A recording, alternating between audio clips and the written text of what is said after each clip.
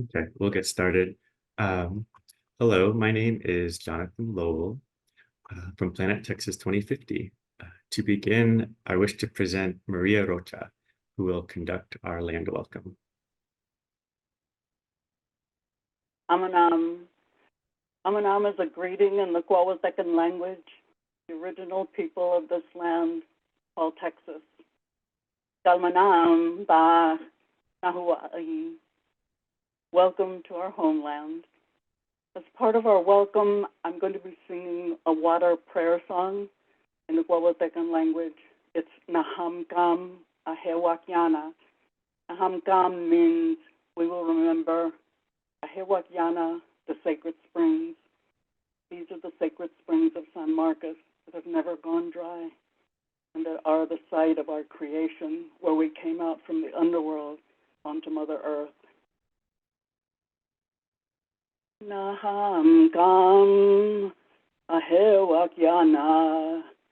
Naham Gam Ahewakyana. Naham Gam Ahewakyana.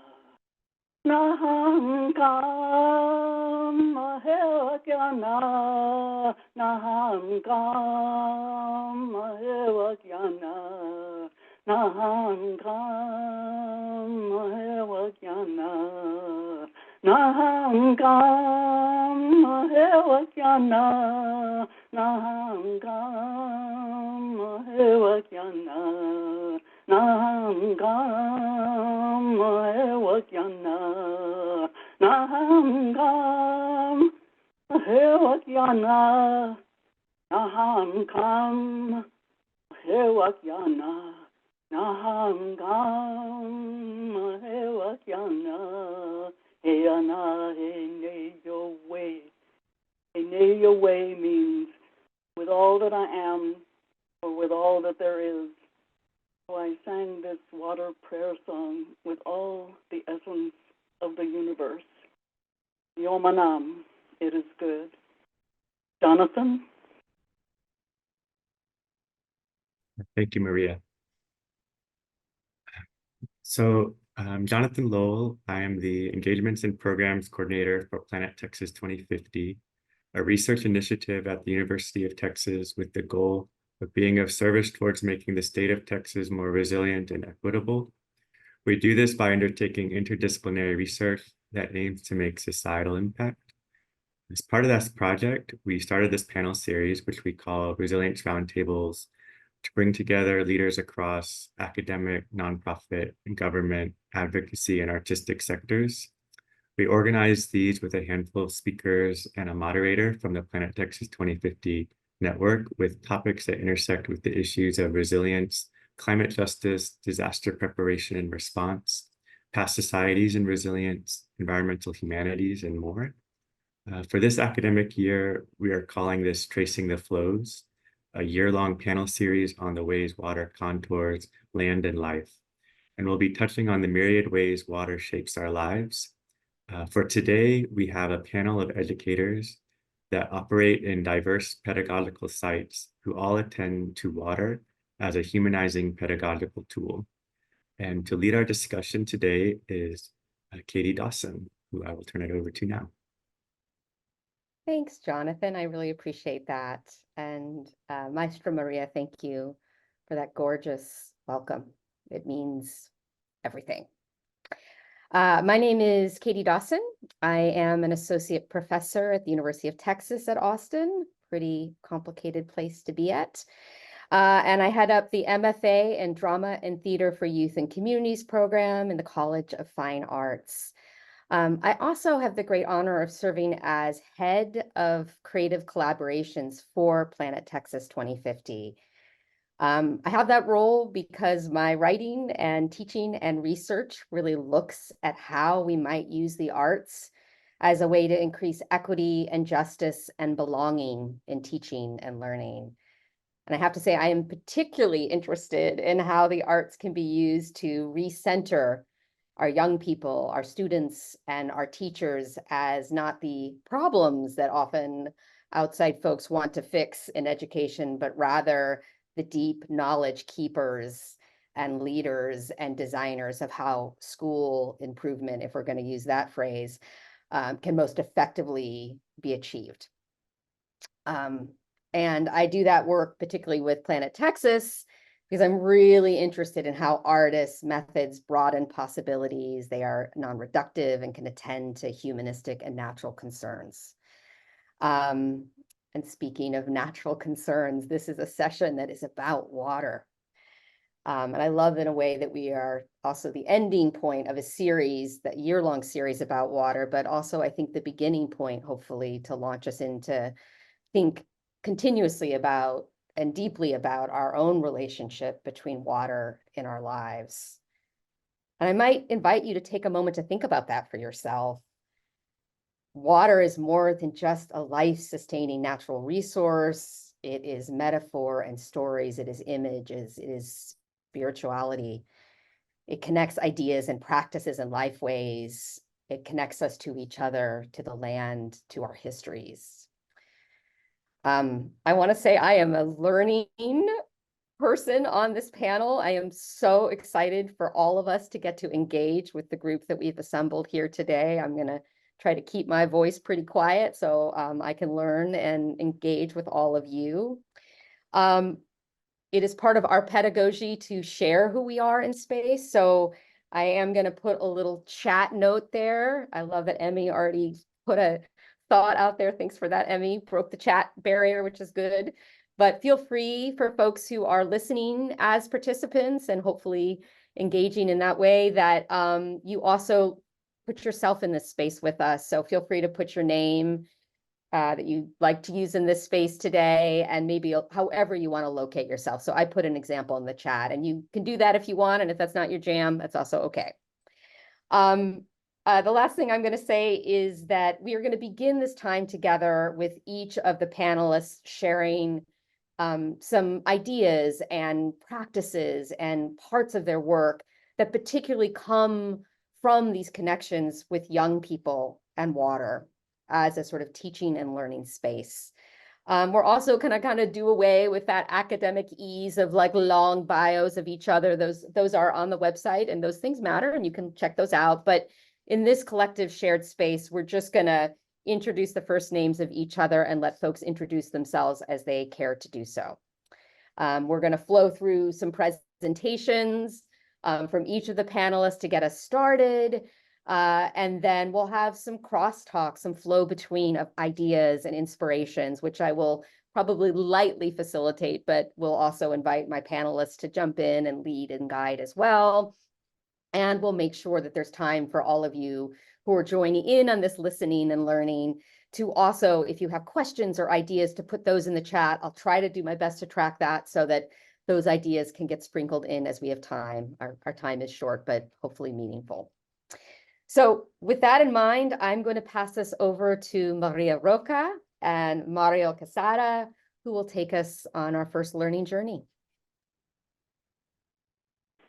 Thank you, Katie. I'm Maria Rocha, member of the Miacan Garza of the Coahuiltecan people, and this is a state legislature recognized tribe of Texas. And I also sit on the board of elders of Indigenous Cultures Institute, which was founded by the Miacan Garza. Marial. Thank you, Maestra Maria. Amanam, everyone.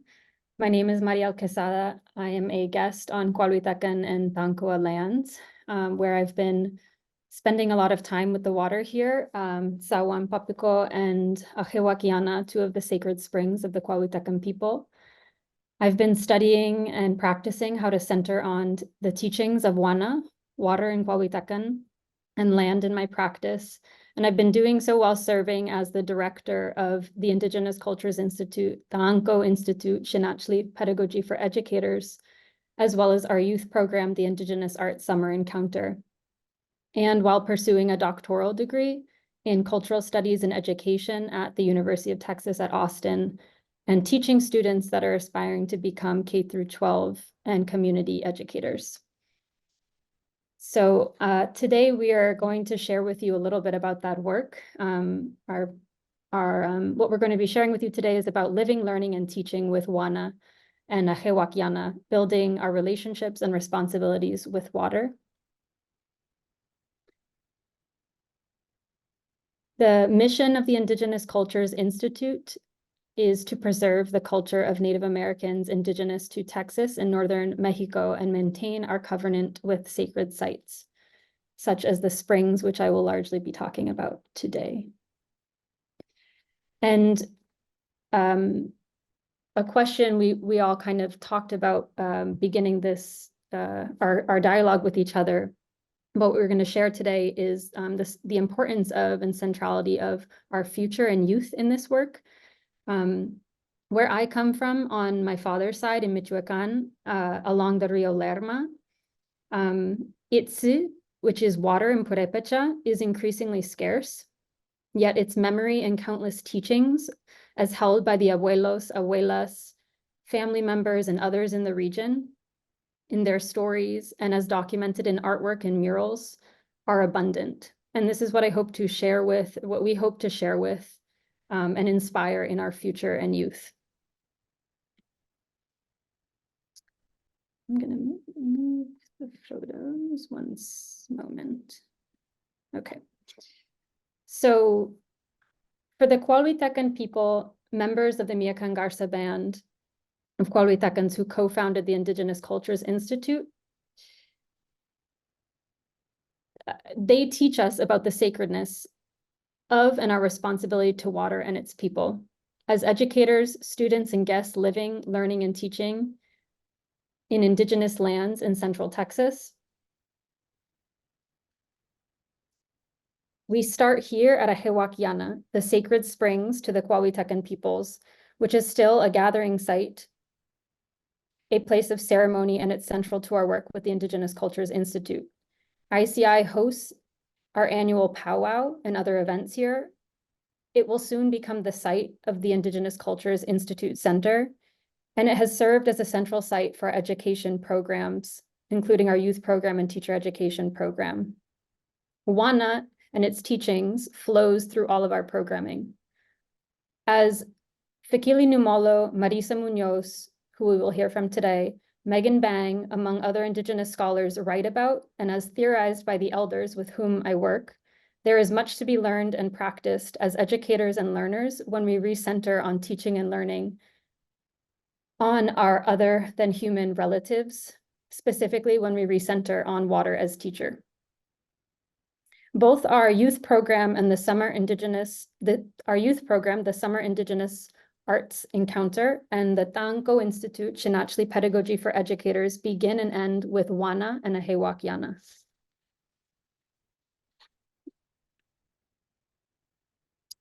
We will briefly share with you how WANA informs the pedagogy shaping our programs, what we call the natural way, which calls us to learn from, follow, and teach, reflecting the ways things work and occur on Tapta'i, planet Earth.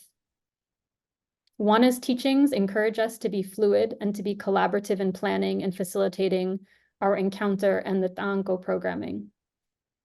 Both programs begin with and weave Napako, the Cuahuitecan creation story, throughout. This story teaches about Ajewakiana, how WANA is life-giving, and the animals and people who emerged from it. We acknowledge and learn of and with the four sacred springs to the Cuahuitecan people, as documented on a rock cave north of the Rio Grande Bravo and colonial US-Mexico border.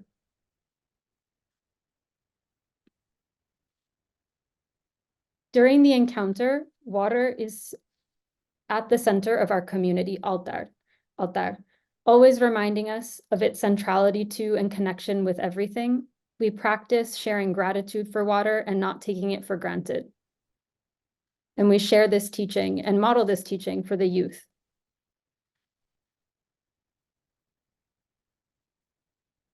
We utilize and engage with the youth play, Yanahuana's Legend of the Blue Bonnet, as written by Maestra Maria Rocha and Roxanne Schroeder Arce, to introduce the real and increasing threats to our WANA that our communities throughout Texas and Mexico face, as well as to highlight stories of youth-led action to address its increasing scarcity.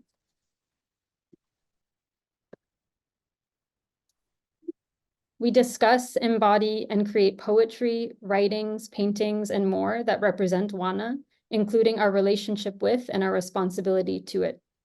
In practicing and creating dance and song, we invite youth to observe, move, and make music like Wana, embodying sounds and movement of the rain, rivers, springs, and the seas.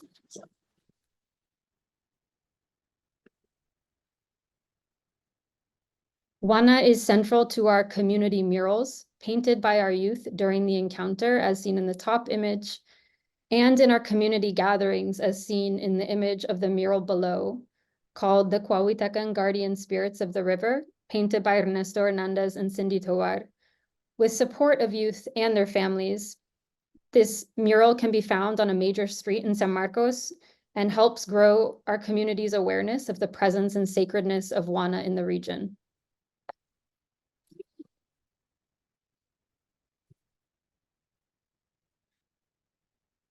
We end our education programs with Wana at the Sacred Spring in San Marcos.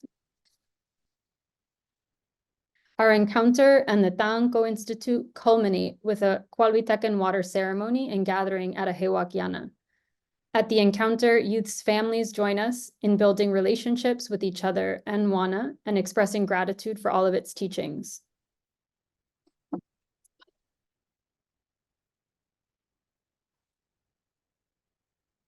Instead of certificates, Maestra Maria Rocha gives out vials of water from the sacred springs to remind our youth and educators of our responsibility with, relationship with, and responsibility to water and its original peoples, our students, families, and communities who come from these waters and lands.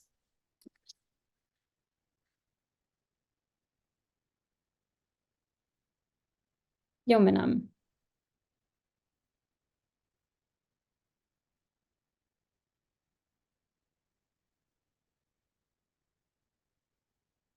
So I will now be passing the word to Dr. Marisa Munoz, who is a close relation, friend, educator with the Indigenous Cultures Institute, who I have had the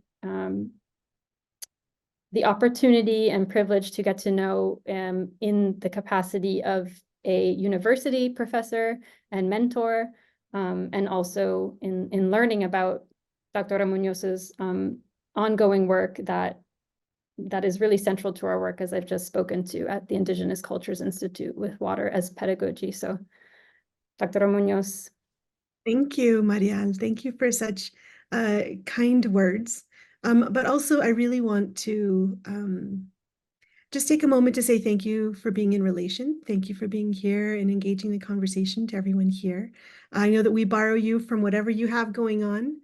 And so I'm really grateful for your time and attention. I'm just going to share my screen. Sure. All right. Give me a thumbs up if you can see the screen. All right. Excellent. All right, my dears. So the talk that I'm going to give today is honoring the Rio Grande, Rio Bravo as sacred ancestral waters. This is the primary area of my work. What I'm also going to do that I think supports really nicely the work that Marial just shared and what Maestra Maria has shared in the work that they do with the summer encounter is that I want to situate some of these ideas within some literature and give it maybe slightly different phrases or terminology for how I kind of situate within higher education. Let me see. There we are. So I'm going to do a formal introduction. This is the Nawa language. It's one of the languages of my own family, my own ancestries, my own genealogies. It says, hello, my name is Notoka Kinene. My ceremonial name is Marisa Arakinene. It's lovely to see your faces. It's lovely to know your hearts. So I want to acknowledge my own relatives, both in Yanawana, which is where I'm currently residing, and also Somisec, which is the greater territory that include the Coahuilteca, Tlaxcalteca, Carrizo, Comecrudo, Apache, and Comanche peoples. And if I situate myself on my ancestral waters, the Rio Grande, Rio Bravo, and the name changes depending which side you stand on, I can situate myself in a couple of other genealogies, acknowledging both the Tiwa and the Pueblo folks that are upstream from us, and then also the Indene folks that are downstream from us, right? And so thinking relationally, spatially, across these big geographies that we share, and paying attention to all of the people who have taken care of the land and the waters so that we can enjoy life here. So I'm going to take a moment and ask you to also reconsider yourself relationally. Rather than offer words of formal introduction, I'm going to ask that you please drop either the lands or the waters that hold you into the chat.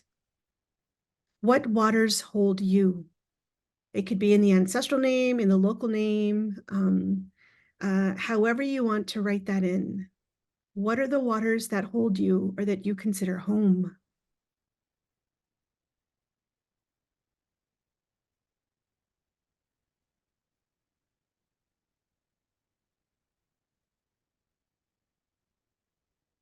Now, I've asked this question a few different places, and the conversation is always, nobody's ever asked me. I've never had to pay attention. And one of the things that I think is really powerful is that when we do answer the question, what are the waters that are home? It not only forces us to really think and focus on water and really identify how do we position ourselves and identify ourselves, but it also offers us a different way of making connections to folks who might share the same waters or share the same geographies or share the same lands. By not focusing on us as individuals necessarily, but as part of something bigger. We are part of these beautiful ecologies, and we move in and out of different communities. And when we can kind of position ourselves that way, I think that's what I want to be able to share parts of today. So thank you if you've shared your waters in that chat. I'm going to start by showing a couple of different images to really also disrupt this notion of always identifying as an individual only kind of introduction. What you have here is the river as water, which is one of my primary bodies of work, is thinking around how do we disrupt notions of border and frontera and these colonized lines on maps, and how do we pay closer attention to those relational ecologies and how all of life is related in these different areas. What you can see here, and it was not easy to locate, is a map of the watershed of the Rio Grande, Rio Bravo, which is one of my ancestral waters that I write most about. You can see that the river is depicted as a blue line, and you can see the light blue area that is the watershed beneath.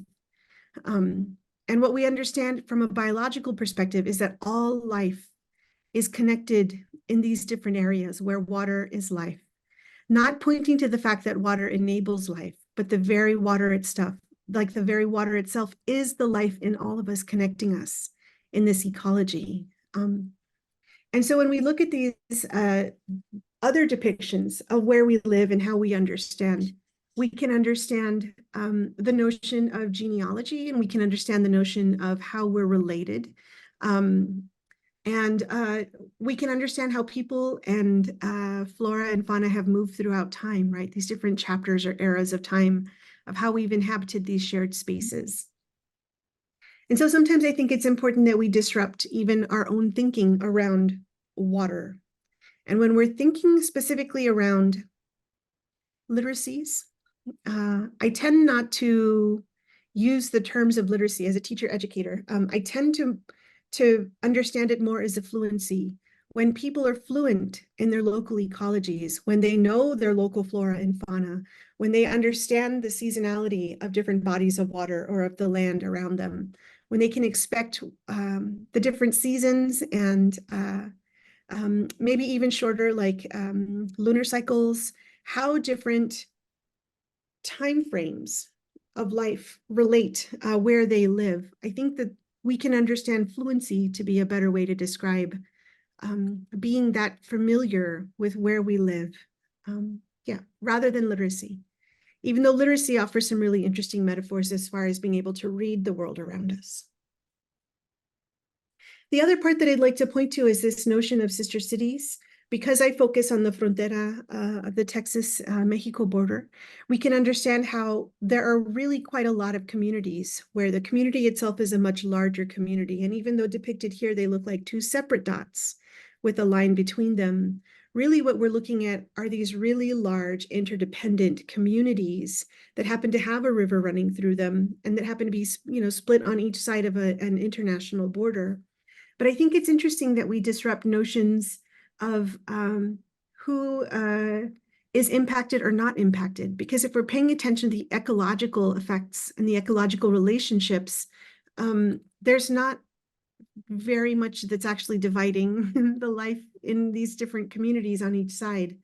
So even just the metaphor of sister cities, right? How do these communities really relate and mutually depend on each other? And how does what happens in one side directly impact life in the other?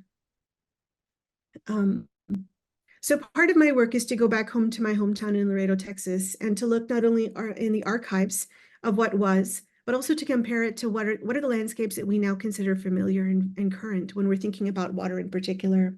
So this is one of those historical images that I was able to find that was really interesting because it offers us a snapshot of the turn of the century.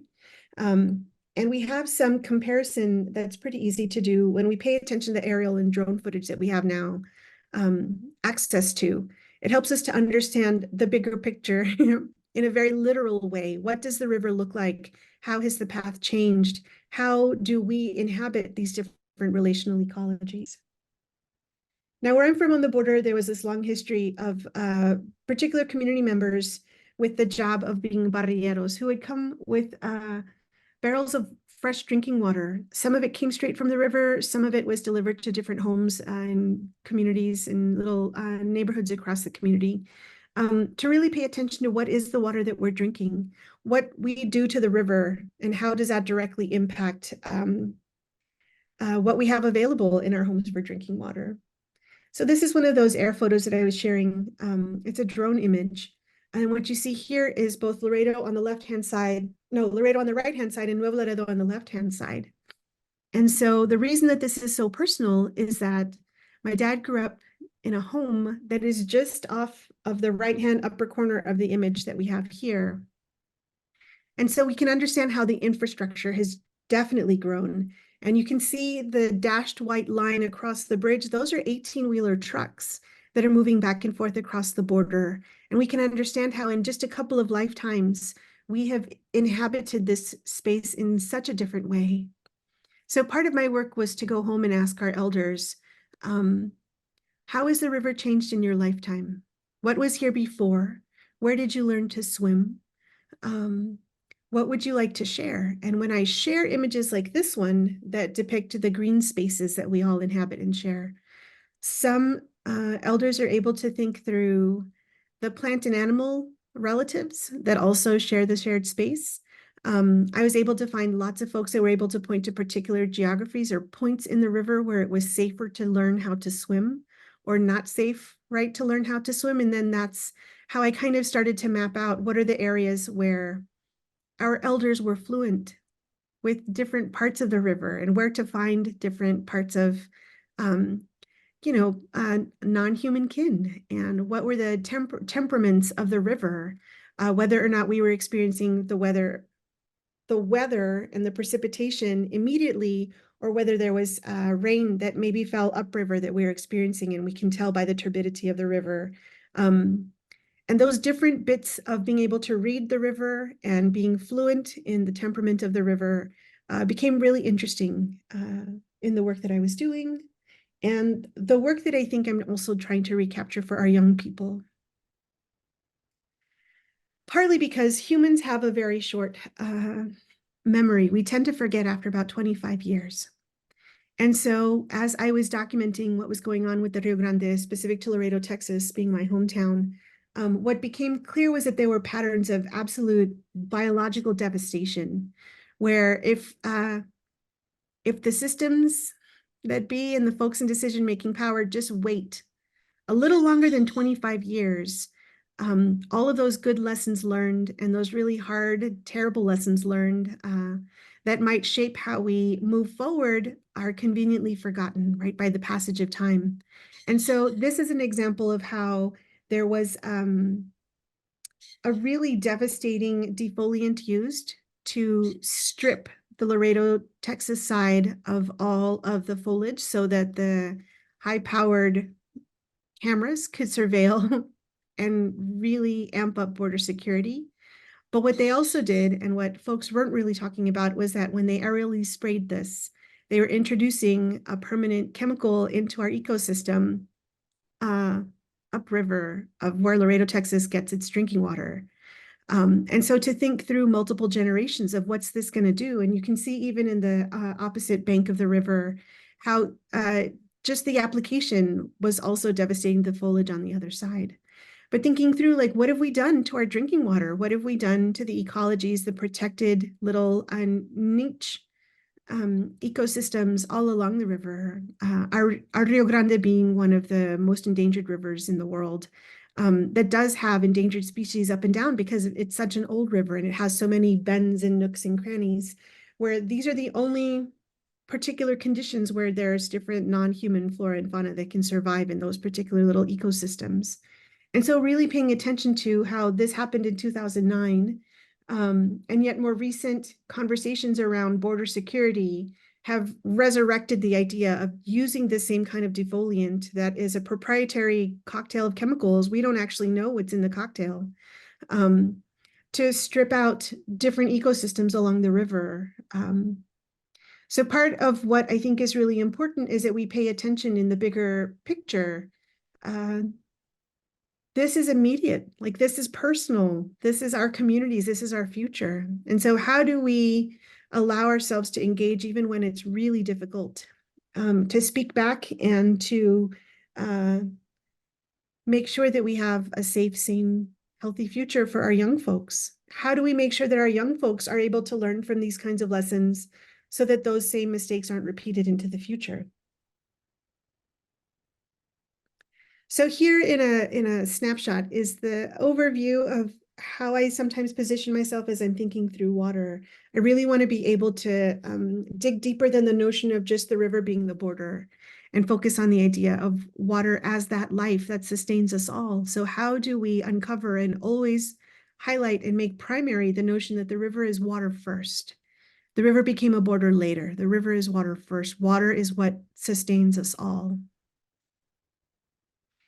And I think what I'm going to do is roll through a couple of pieces here.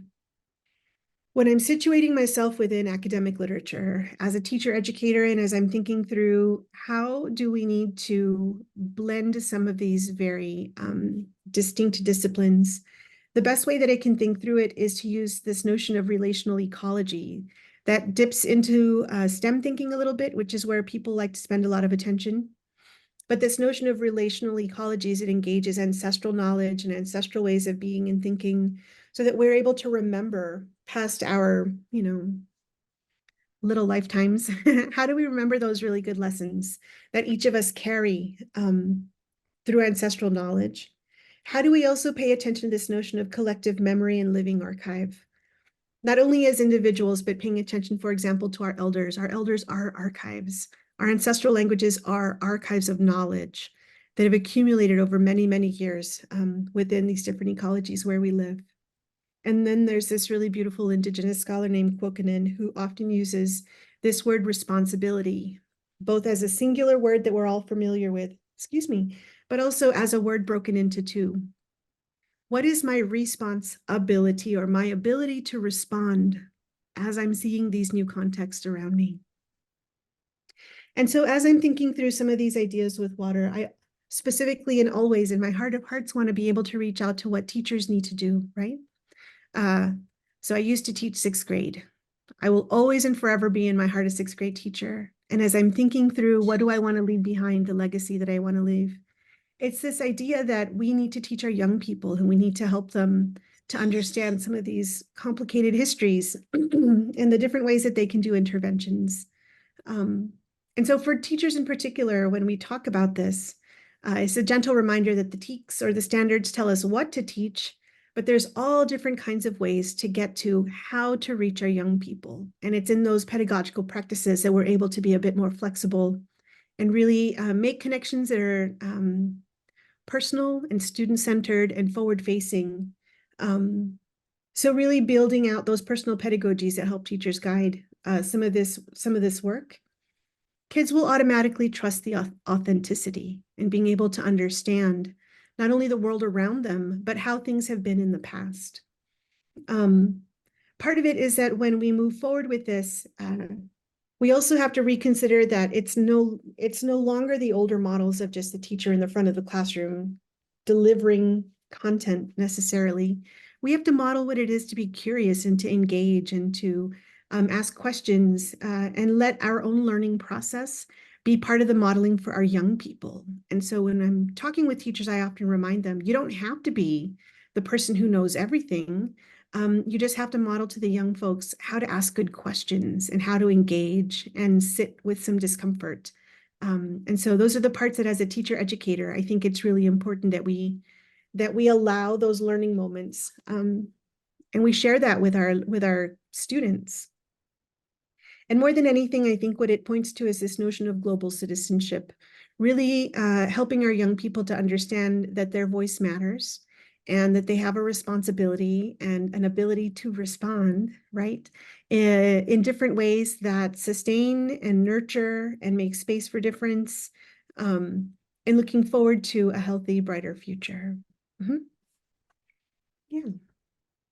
So I have this notion of restoring that plays with that why in the middle, right? We're going to restore ourselves and re-story by sharing the story and the knowledge of storytelling and story listening. And so these are just some of the pieces that I was able to kind of pull away as my big teachings as I was working through some of this research. The project that I worked on and moving forward with the way that I teach my teachers, it honors the river as a living dynamic in ancestral water.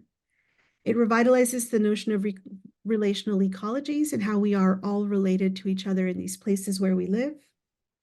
It also honors the survival of Indigenous knowledge and ancestral knowledge, specifically in these Mesoamerican intellectual traditions, especially in territories like ours here in Texas, where there's quite a lot of First Nations and ancestral peoples that share territories, share language practices.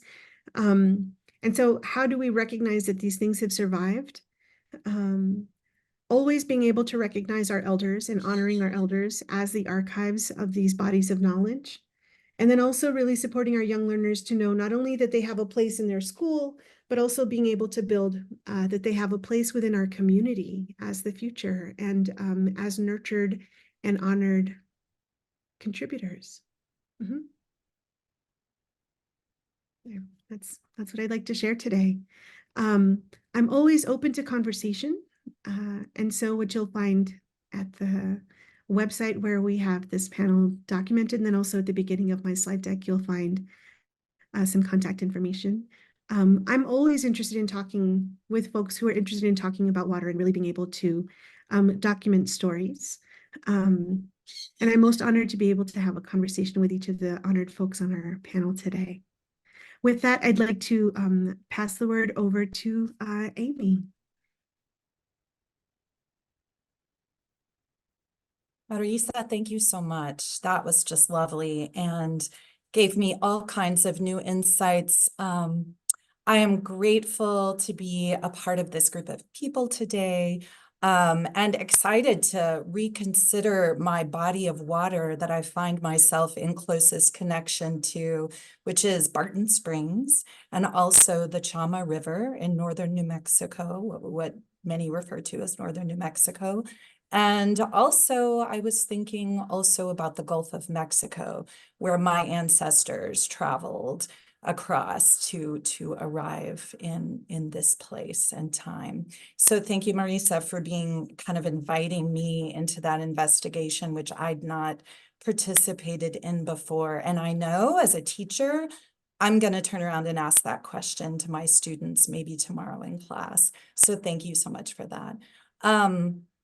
I work, my favorite place to work is at the intersection of the arts, the academic world, and the natural world, in experiential and applied learning, kind of with an emphasis on theater arts and creative expression.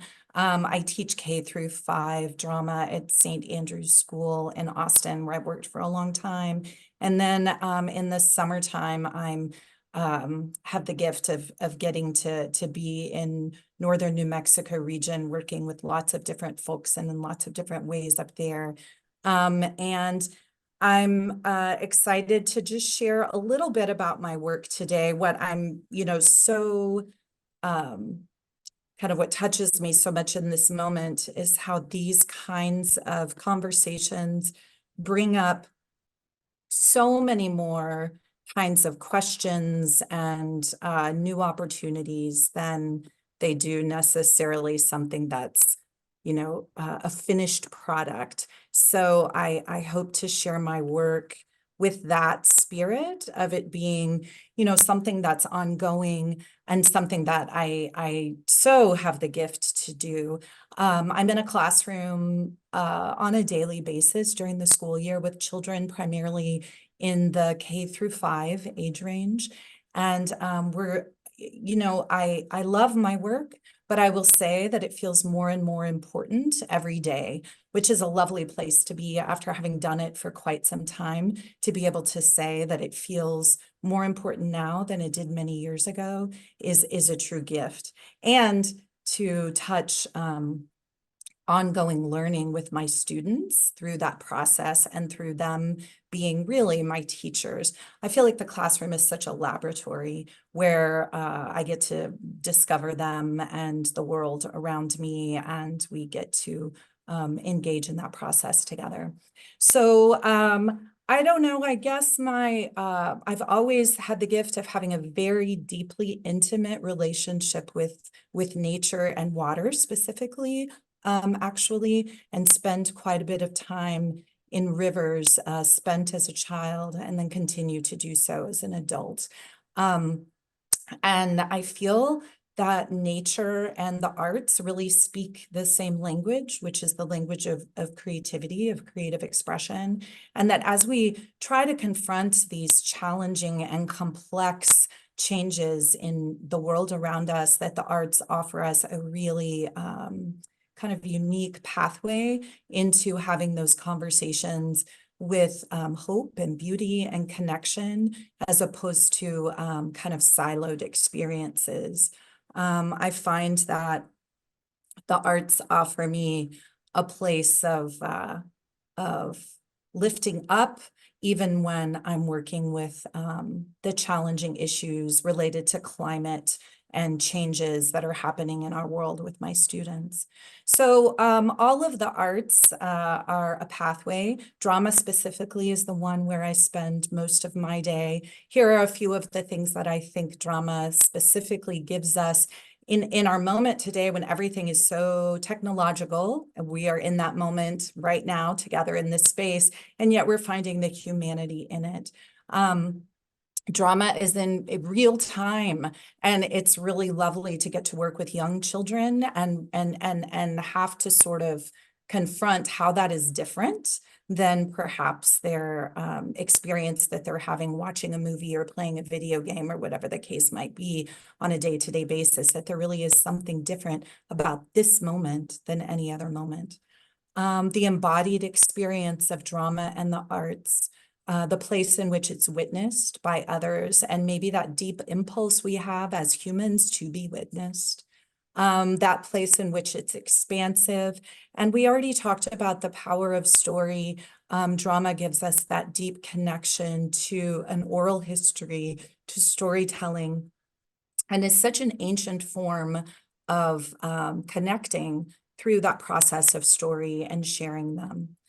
These are kind of a way that I tend to view my work in drama. A lot of times when people hear that I work in this area, they immediately think about performance and performance on a stage. And while that is valuable and important and beautiful, there are many other moments that happen in the classroom that are process oriented or can happen in communities through conversation, connection making, synthesis of what we know, and sharing with one another. So when I think about embodied conversation, I'm thinking about the way, we so often talk and share through words, through writing. Sharing with our bodies offers another place in to connect kinesthetically with an idea on a deeper level. In this moment, these students in my classroom, we've been exploring the concept of water and are making statues with our bodies to respond. So this is rushing water and these students' responses to that in their bodies. It sounds like many others in this group have worked in similar ways with their young people. I really am constantly seeking places where we make connection. And I enjoy being able to take a topic where students have been exploring an academic topic, and we explore it through drama, and then we explore it in a real world way with our hands, as evidenced by this story of bugs project that my second graders were doing in an accompanying garden that was created with them. The arts offer a really wonderful way to synthesize student learning, writing scripts and stories that come from a learning experience, and then really finding ways to share with an audience in that to satisfy that deepest place of being witnessed. My third graders focus on storytelling really for the duration of the year. We use a variety of stories from different places and cultures and peoples. And then they create their own pourquoi tales connected to a study of amphibians and water environments to explore those topics. I want to thank Planet Texas, all of those people involved in this initiative, and specifically my connection through the Drama and Theater for Youth and Communities program and Katie and her work. We were able to participate as an educator in a really wonderful symposium this summer. And through that, I identified a few different projects that I wanted to take back to my school. And the project that I'm going to highlight today is maybe the most complete project, but there were so many other seeds of projects that got begun that I will continue to circle back to and circle back to. I was really grateful that collaboration, that experience in the Institute was the first way that I was introduced to the work of the Indigenous Cultures Institute, and also to the amazing play that Maestra Maria was co-authored, The Legend of the Bluebonnet, Yanawana play, which I was then able to share with my students in my classroom. And that was really such a beautiful gift that I received from you, Maestra Maria, but also from the connection with the Planet Texas initiative. And I was struck when Jonathan was talking at the beginning about the mission. Oh goodness, I wrote it down. Let's see if I can find it. Oh, to make a societal impact. And I was just thinking about how this is a little mini example of a success because it made a societal impact in bringing us together, your work into my classroom for those children. And again, I feel like it's the beginning of something. So it's very special to be here today and be able to make that circle. So that was a project that came out of that work this summer. The project I'm going to discuss is a different one that I did with my fifth graders. They were studying human impact on the earth, specifically on water, in their science course. And we took that work that they did and really worked with it in a creative way, worked with it in an embodied way to focus on the learning related to their own personal experience of water, and also just a kind of a synthesis of their understanding of what they had learned and discovered. A few of the things that we did were they created 6-word stories related to their experiences with water.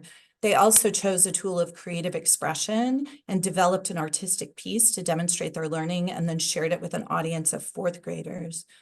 These were a few of the prompts that we connected to for some of our work that we did through our bodies together, but also through our writing piece.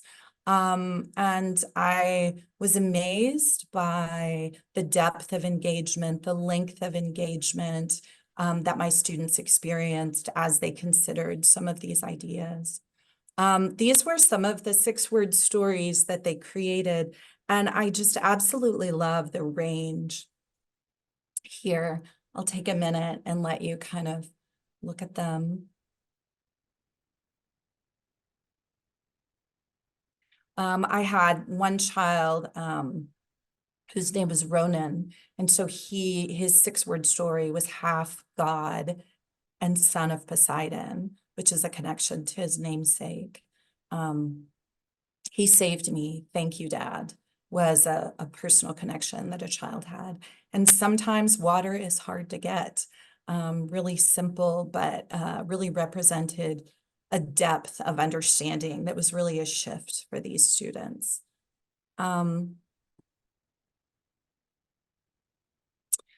I was intrigued by sort of the title of our presentation and this idea of like, what is humanizing? And it made me think of so many different things and so many different influences that I have, people that I've heard, things I've seen, talking about our changing world, what it means to be alive in this moment with technology, with artificial intelligence, what's important, where are the jobs going to go, all of these conversations. And a long time ago, I saw something that talked about the things that make us the most human are going to be the things that that nourish us and in which we will continue to thrive over time. And then recently I was in another context, in another conversation, and someone was talking about the sacredness of the everyday, of our everyday experience. And they were saying that the things that we are drawn to, the things where as humans are feeding to the soul and nourishing are the things that are natural and ancient and human-paced and beautiful and quiet. And these words and ideas were not my own, but I connected them with this invitation of what is humanizing in the work that we do, in the work that I will do with my students, and what I will learn from others, and what I hope to take away and share. Thank you so much. Just lovely to get to hear about all of you, share space with all of you. Katie, thank you. Please take it away. Take us away. Oh, thank you, Amy. So I know we're getting a little long on time. We have a few more minutes, which is great, and I think can stay a little bit longer if that feels right for folk. But I just want to offer, I feel, gosh, really fed by this storytelling of everyone's work. Thinking about ideas around ritual and sacredness and reclamation and problem posing and testimonios and cultural wealth and fluencies and embodiment, and how we support and connect across our work. It felt very rhizomatic to me in the best way. And I guess I just would ask the panel, as you're doing this work, what are also ways that you are taking care of yourself in these complex efforts, in these complex times? Where is care sitting for you?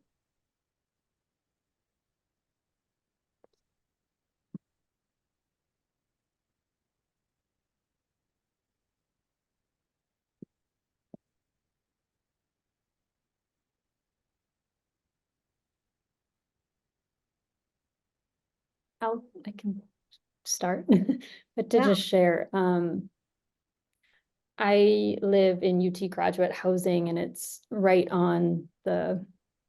next to the so-called, I guess, Lady Bird Lake, but I've understood it as Colorado River. It's been dammed, which has also been really devastating for the relational ecology. I think ecology is in the space, to borrow from Dr. Munoz.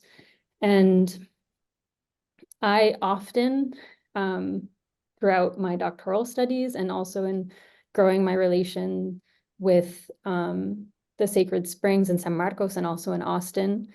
And as a guest on the lands on which I live, the indigenous lands on which I live, have spent a lot of time.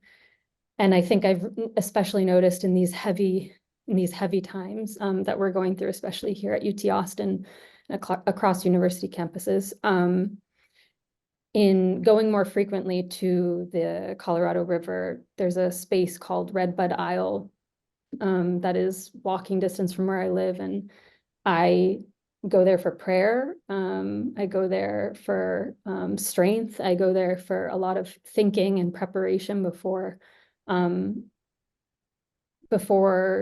days that I'm called to work and called to bring a lot of like strength with me. So that's just one thing that and I've learned so much in being in that space. And I've been taking friends there and mentees there, and there's just a lot of good teachings and medicine that is in the water and in that space. And so that's one thing that I have been a place that I've been building relations with and taking time to learn with.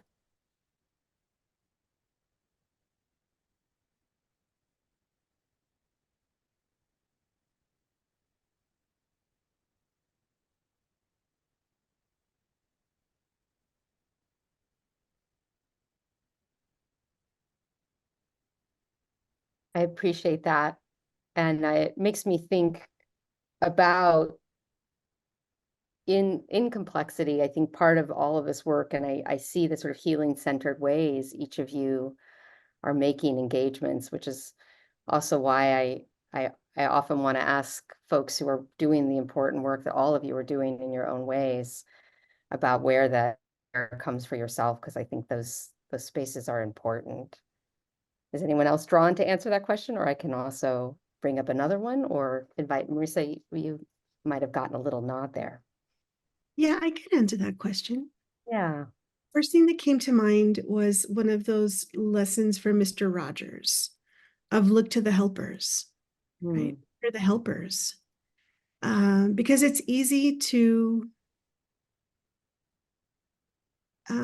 maybe get caught up or find myself really angry. But if I stay in anger, I can't articulate what I need to articulate. And so if I look for the helpers or figure out ways to be the helper, right? But if we're talking specifically around what are the ways that I might turn to water in moments of self-care, right now I am nurturing along a whole bunch of little tomato baby plants. And so every other morning I go out and I just spend time in my little garden. It's not big or complicated or by any means expert, but it's just the idea that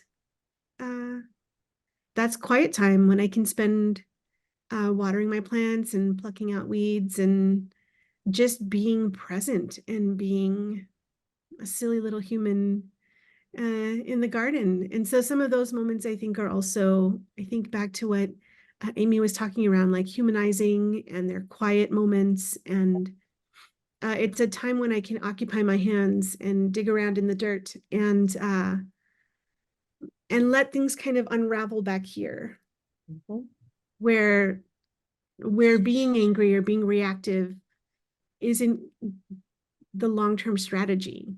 It's okay, right, that when those big emotions come up, and there's certainly a lot of justified big emotions right now, especially with all of the politics and dehumanizing actions that are happening all around us.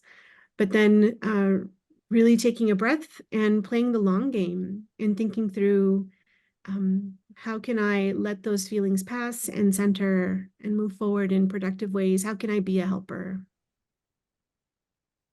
Thank you so much for that. Maestra Maria, would you like to give us some thoughts? This might be a lovely way to also end our time because I know we're getting close to it.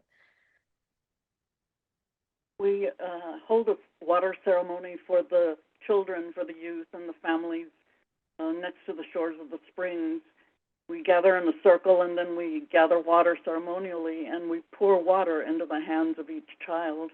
And we say, Naham Kama Hewak Yama, to remember the sacred springs. And with that, I tell them, now you're connected to the water, because the water will know you.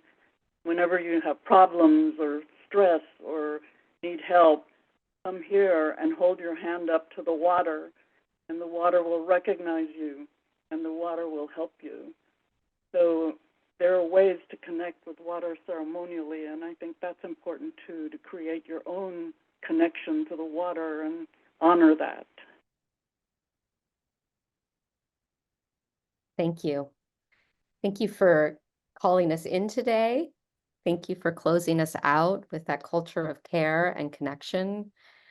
I think finding places of belonging, turning towards each other in spaces of care are crucial, particularly in this time. And I feel so honored to have spent this really fantastic time with all of you. I've got notes aplenty. I'm going to go apply and learn in all the good ways. This is the flow, the dialogue and exchange, teaching and learning like water. So thank you all so much for joining us. Let's stay connected as we are. Maria has given us that call and let us do that. That's how we exchange and grow, through that story exchange. So thank you so much for your time. Thank you for your witnessing. Thank you for your sharing. And hopefully we'll connect soon. Be well.